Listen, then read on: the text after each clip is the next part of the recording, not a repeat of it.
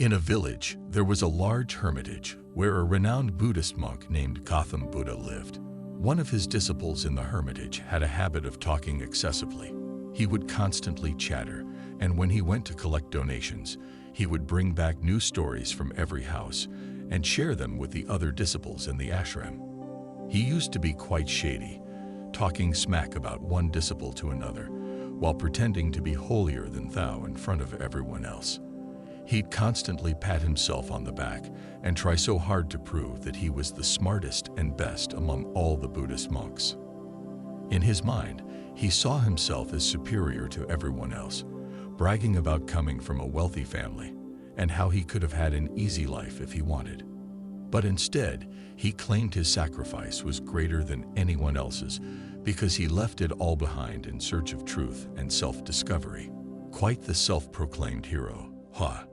One day, the Buddhist monk gathered all the ashram disciples and was like, "Listen up, peeps. It's resolution time. This is gonna make y'all stronger and more self-powered. Each one of you can make a resolution that suits your abilities. But here's the deal. If anyone breaks their resolution within a month, they gotta go back to their old boring routine." So all the disciples made their own resolutions based on their abilities and shared them with the Buddhist monk before leaving. However, there was one disciple who wanted to appear unique and superior. Instead of discussing it with others, he went straight to the Buddhist monk's cottage and boldly declared, "I don't want to settle for any small resolution. I want to take on a grand and magnificent resolution that matches my personality. Can you please guide me on what kind of resolution I should pursue?" Upon hearing this, the Buddhist monk gave a little smile and said, "Do you really think you'll be able to pull off the resolution I've given you? Let's be honest here, it's probably not something you can accomplish. That's why you're searching for a resolution in the first place." The disciple was all like, "Hey, Mr. Buddhist monk, I'm ready to take on any challenge you throw at me." So the monk was like, "All right then, how about you stay totally quiet for a whole month? Not even a peep." And the disciple was like, "Seriously? That's a piece of cake. Give me something more challenging that actually tests my skills." The monk replied, "Well, first prove yourself by completing this easy resolution." The dude followed the Buddhist monk's orders and immediately shut his trap. He walked out of the hut in silence, finding it surprisingly easy to keep his mouth shut. He managed to stay quiet for a whole day, but things started getting harder on the second day. The burden of not speaking weighed on his mind more and more. By the third day, he felt seriously weighed down, and by the fourth day, he was feeling pretty darn uncomfortable since all the other disciples in the ashram were chit-chatting away. He also had something to say to them, and really wanted to share his perspective. He tried to hold back, but his determination kept getting in the way. Days went by like this, and then the disciple fell sick. His head was pounding, and he had no appetite or thirst. All he wanted was to speak up. So this guy goes up to a Buddhist monk and starts writing to him like, "Hey, I need to talk. I can't keep it all in anymore. It's driving me crazy. Should I give up on my resolution?" The Buddhist monk reads it, smiles, and goes like, "Resolutions are meant to be broken sometimes. But if you stick with it, you'll build your inner strength. If you work on building your inner strength, it will contribute to personal growth and the betterment of society.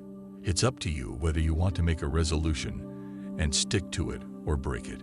Sometimes people give in and return to their old habits, so if you're finding it challenging, don't feel bad about going back to your routine. Just remember that if you can't handle a small resolution now, how will you manage the bigger decisions in life? Ultimately, the choice is yours." The disciple was deeply hurt by the Buddhist monk's words. He didn't say anything and just went back to his hut, where he isolated himself for 15 days. While other disciples in the ashram were starting to give up, he remained determined and hadn't spoken a word since making his resolution. The whole ashram was totally surprised when they noticed the person who used to talk all the time suddenly going quiet. But after 15 days, he approached the Buddhist monk and communicated through writing, saying, "Hey, Buddhist monk, on the outside I may be silent, but inside my head, it's a whole different story. There are voices constantly whining and complaining. I just can't stop talking in my mind and asking endless questions." The monk told the disciple that even though he may be quiet on the outside, his mind will continue to chatter as long as he keeps listening to those voices. The monk suggested that he should distance himself from those distractions. After thanking the monk, the disciple leaves in the morning and heads into the forest. After many days went by and the deadline passed, the disciple still didn't come back. Everyone at the ashram was worried that maybe some wild animal had gotten to him. They tried their best to look for him, but he seemed to have vanished into thin air.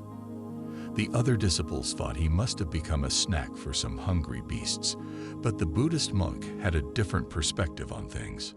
So this one time, a disciple from the ashram went up to a Buddhist monk and was all like, "Hey there, Buddhist monk, wondering what happened to our talkative buddy. Do you think animals got him?"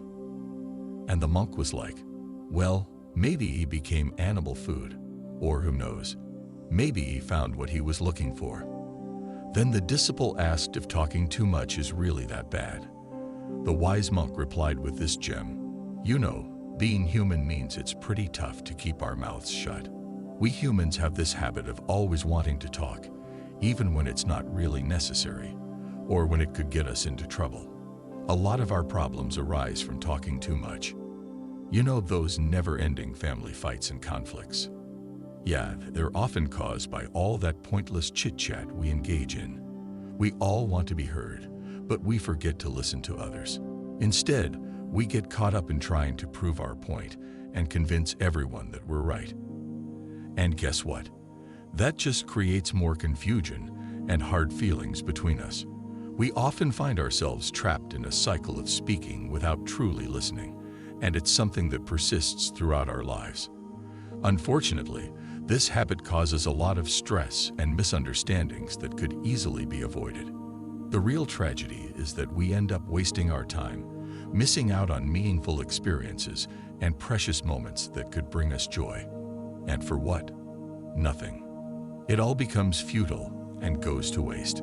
Only a handful of people truly grasp the significance of what we've lost in this madness. Just like how people are unaware of their arrival into this world, they are equally unaware of their departure from it. The disciple asked, "So what's the solution then?" And the Buddhist monk replied, "The only way to truly observe your thoughts is by being fully present and conscious. By staying focused on the present moment and approaching your work with mindfulness, you'll witness amazing transformations in life." After receiving these answers from the monk, the disciple bowed down before him and left. So, get this, the disciple bailed out of the ashram 3 months ago, and nobody had a clue where he went. The Buddhist monks were totally bummed and didn't think they'd ever see him again. But guess what? Out of nowhere, he pops back into the ashram. And let me tell you, he was like a whole new person. Something major happened to him during his time away, because now he's all serene and chill. It's pretty amazing to witness, I gotta say. As soon as he arrived at the ashram, it was like everyone couldn't help but gather around him. His face had this calming vibe, radiating peace and tranquility. And when he started talking to his disciples, something had truly changed. It was like he became more patient and less chatty. Every word that came out of his mouth flowed smoothly and sounded so sweet. After chatting with his disciples for a bit, he headed straight towards the Buddhist monk. So this guy goes up to a Buddhist monk and touches his feet. He asks if he's still being silent and if his resolution is intact. The monk stares into the guy's eyes for a while and tells him that yes, he's still silent. No words are coming out of his mouth, so resolution is on point. But the disciple explains that even though he was physically silent while leaving the ashram, there were a ton of voices inside his head with endless questions that just wouldn't stop. So I decided to escape to the forest, hoping it would bring me some peace and quiet my racing thoughts. But instead of finding tranquility, I found that the noise inside my head grew louder. It was like an old familiar voice resurfacing. That's when it hit me. I had been so wrong in the past when I said hurtful things about my family, friends, and even Buddhist monks. At the time, I thought I was being clever and witty with my jokes and gossip. I believed that somehow made me superior. But on that day, everything changed, and I finally realized just how terribly wrong I had been with my words. For the longest time, I had all these thoughts and complaints swirling around in my head. But you know what? One day, poof, they disappeared. Now, it's not just quiet on the outside. It's silent on the inside too. I was all alone in that forest with no one to talk to, and it finally hit me. Silence is more than just a lack of noise. It's pure bliss. Despite some occasional whispers from the past, that day was filled with peace all around me. I couldn't hear anything at first, but then all of a sudden, I could hear everything crystal clear. The wind blowing, birds chirping, and water flowing. It was like I was hearing these sounds for the very first time, and it gave me such a sense of peace. So, to test this newfound tranquility, I decided to break the silence by shouting out loud, asking why everything was so quiet. But guess what? Even after my outburst, the calmness remained undisturbed. Everything stayed just as peaceful as before, both outside and inside me. Hey there, monk. So I had a chat with my buddies and also with you. On the outside, everything seems normal. I'm talking, walking, and just taking in my surroundings. But deep down inside, I feel this overwhelming sense of loneliness and silence. It's like even when I try to open up and express myself, I still can't shake off that feeling of being isolated. But here's the thing. Now it's as if a light bulb has gone off in my head. Everything seems much clearer and sounds incredibly vivid to me. The Buddhist monk was like, hey, all that inner turmoil we feel, it's because we talk too much. But if we focus on ourselves and stay calm inside, it doesn't matter what we say. A lot of the world's problems come from our fear of silence. We blabber on more than necessary and never really listen to others. We're always interrupting them to prove ourselves. It becomes our whole purpose in life, wasting all our energy on pointless chats. No wonder society is so sad when people don't listen or try to understand each other. They just don't appreciate the power of silence because it makes them feel insignificant. The truth is, all the conflicts in the world stem from our incessant chatter. That's why we should only speak when necessary, to preserve our energy. Pointless blabbering keeps us distracted and prevents us from looking within ourselves. So, if we truly want to connect with our inner selves, we need to zip it and keep quiet. It's no wonder that enlightened beings like Buddha sought solitude to escape excessive talking and listening. They were cool and composed when they were alone, making it easy for them to delve into their thoughts. Even in the midst of our busy lives, we have the ability to find solitude and stay relaxed.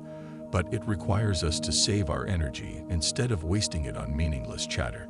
The moral of the story here is that talking for the sake of talking is just a big waste of energy. If you really want to explore your inner self, it's best to keep quiet and listen. As we wrap up this Zen journey, I'd love for you to join our awesome community and be part of something special. If this story hit you with some inspiration, show us some love by giving that like button a satisfying click. And hey, don't keep it all to yourself. Share it with your buddies and leave a comment below sharing your thoughts or even suggesting more Zen stories you'd want to hear. Oh, and for an extra dose of motivation and serenity, make sure to subscribe and ring that notification bell.